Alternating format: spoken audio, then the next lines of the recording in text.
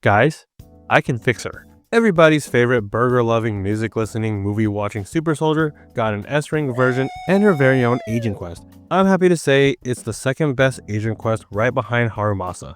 It seems that confronting the past is the main theme of this patch. Just like Hugo and Lycon, Anby also has to face her own history. And I love it because it's full of drama and tragedy and all of that good stuff. You don't even need to play, I'll do a quick recap for you. Trigger and Anby are working together because somebody kidnapped Soldier 11. They track the culprit down and we find out that the kidnapper is somebody that looks like Anby. This is Twiggy and she was part of Silver Company. Silver Company was a secret defense squad with the goal of creating super soldier clones. The problem with this program was that cloning a person is easy, but replicating combat ability was unsuccessful. Anby was the most successful one and the others were meant to be discarded. Originally, everyone except Anby was sent on an impossible mission to die. But Anby took Soldier 11's spot and she still survived. Anby was then ordered to kill Soldier 11, but she sacrificed herself. Thankfully, she was found and saved by Nicole. With Twiggy, there are 3 surviving members.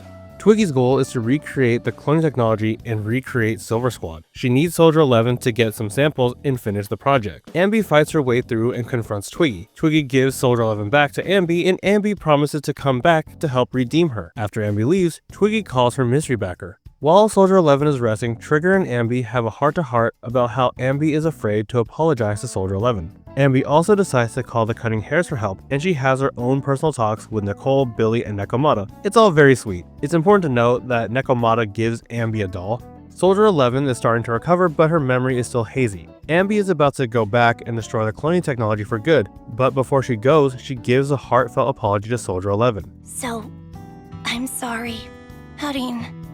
Why apologize? According to everything you just told me, you didn't do anything wrong. I'm crying.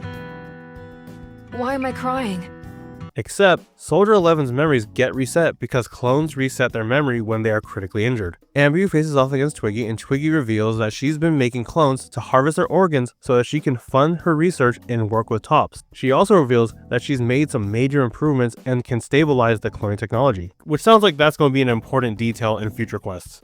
The only piece missing from Twiggy's plan is Anby. She wants Anby to be the leader of this new Silver Squad. Anby absolutely hates this idea and pulls a low-tier god. Your life literally is as valuable as a summer ant. Twiggy goes fully unhinged, injecting herself with a serum. Her clone A also injects herself, but then thanks Twiggy for creating her. The clones fuse into 2 ethereals and Anby gets ready to fight 2v1, but then Soldier 11 comes in to help. Soldier 11 had heard Anby's apology because Nekomata's doll had a secret camera that recorded the entire thing. Soldier 11 forgives Anby and the two go back to random play. And I knew that you didn't betray us. I liked that feeling. It was enough to help me believe in many things again.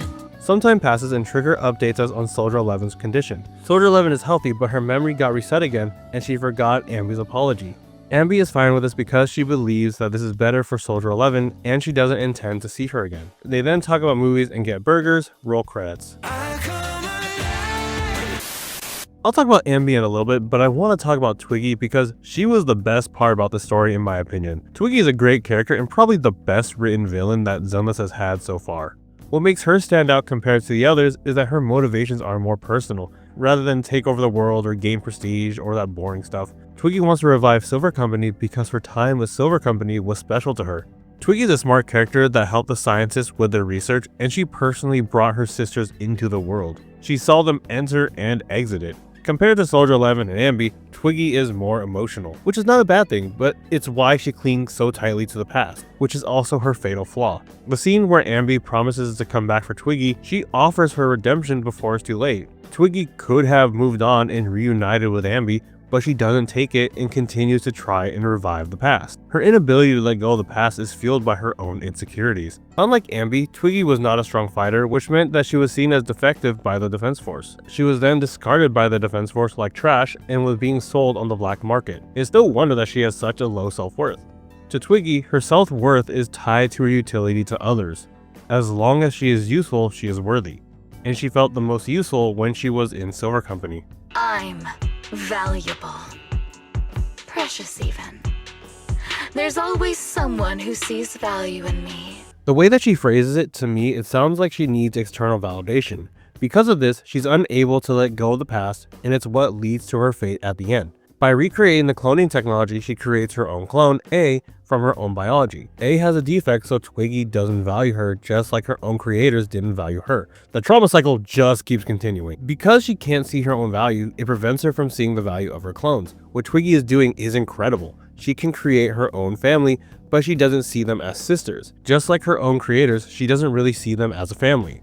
They're only a means to an end. They're disposable. Anby sees this and is disgusted by how much her sister has fallen. She's so disgusted, she says this. I'm sorry, Twiggy. But now I wish you had died back in the hollow. Twiggy sees Anby as her last chance to return home, but after being rejected by her, Twiggy spirals out of control and completes her fall from grace. A good antagonist should be able to reflect the protagonist, which in this case is Anby. If you made it this far, I appreciate you for watching. Please subscribe if you want to see more, but more importantly, Anby.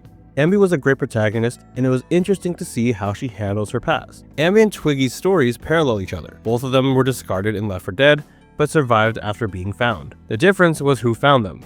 Twiggy was found and sold on the black market to a sketchy doctor, while Anby was found by Nicole, who values Anby. She even calls Anby her treasure. It's no exaggeration to say that Nicole saved Anby's life in more ways than one. Nicole does value Anby's fine abilities, but that's not the only quality that matters to Nicole. She genuinely cares for Anby like a sister would. She even gave Anby her last name, Damara. They're sisters. Anby is moving forward and found a new home with the Cunning Hares, but Twiggy is trying to stay in the past. I've said it once and I'll say it again. Nicole is best girl. Nicole supremacy.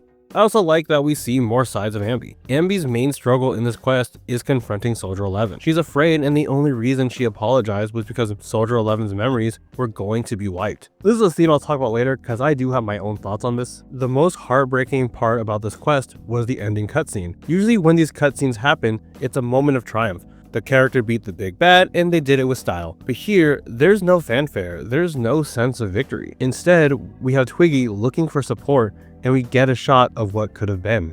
Yeah, I remember when people said this was a silly slice of life game? Yeah, can we go back to Faithin's story? Fear, suffering, despair, and destruction. Oh, right. At her core, Anby is somebody that wants to keep moving forward, which is a good thing and a bad thing. With Twiggy, we see how destructive it is to hang on to the past, but with Soldier 11, we see why it's important to talk about the past. Anby doesn't want to bring up the past with Soldier 11 because she believes it's better for Harin to not be burdened by it. However, we see that when Soldier 11 was able to hear Anby's apology, she got the closure and let go of any hatred.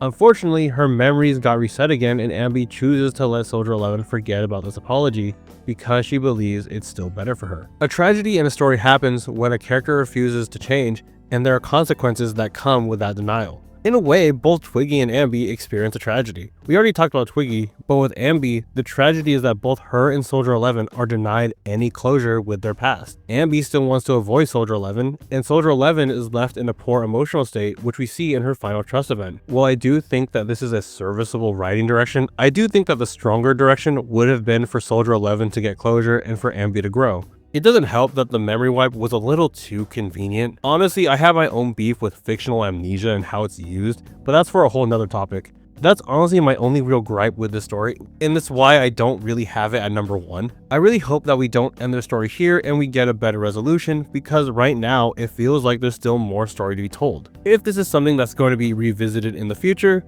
hopefully in a main story quest, then I really have no problem with it. This seems likely to be the case because it seems that Zenless doesn't want players to feel forced to play side quests, so things have to go back to the status quo. Memory loss bullshit aside, this is still one of the best stories in Zenless. I like how they touch on a darker tone. Hoyo has always been capable of telling darker stories, and I'm glad that they did that with Zenless Zone Zero. The amount of body horror in this chapter was absolutely crazy with the organ harvesting. I really want Zenless to keep going in a little bit more of a darker, mature tone. Not always, just little glimpses a little bit, just to balance out the goofier fun moments that we get with Zenless already. I don't want Zenless to be fully dark, but just add a little bit more tones of that, just a little bit more for certain quests, and I'm all good. Where Zenless stands right now with its writing, I do think that they have a lot of care for their characters, and they put a lot of effort into their storytelling, and I really appreciate that. I hope they keep going in this direction. I hope that they continue to develop and improve in their writing even now. I do think there's something special about this game that they've created. Thank you for watching. I appreciate you all. Maybe I'll see you guys in 3 weeks. Maybe it'll be 3 months. See you guys next time.